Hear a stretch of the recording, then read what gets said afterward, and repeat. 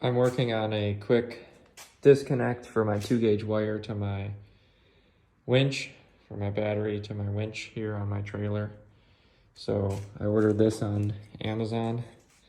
It's a quick disconnect switch because how I have it right now is the cord just goes straight to my battery, and then if I want to dump it, I would have enough wire to fully raise this.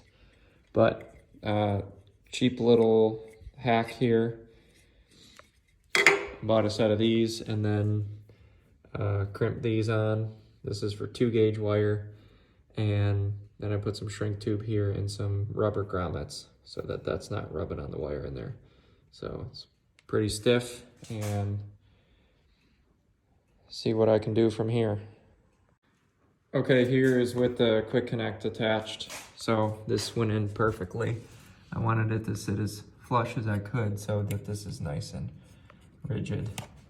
And then they just interlock in there, and then they're making contact at this point right here.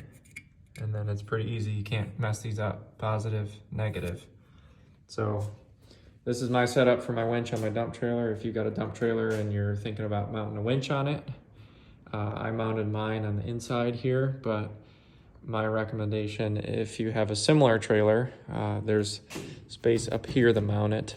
I would mount it up here, and then you can come right down your battery, or you can, keep all that out of here, because what happens is if you're wood chipping or throwing brush in here, this gets pretty gunked up in there. So you can see how these go together, pretty simple, straightforward. Quick tip though, when you're doing this, just put this lug up to the wire and then mark on your wire where you got a skin. And then slide it on there, and you can solder these or you can crimp them if you have the right crimper. Okay, here I have both quick disconnect ends installed. So positive, negative, can't mix it up. And it's a nice snug fit on there.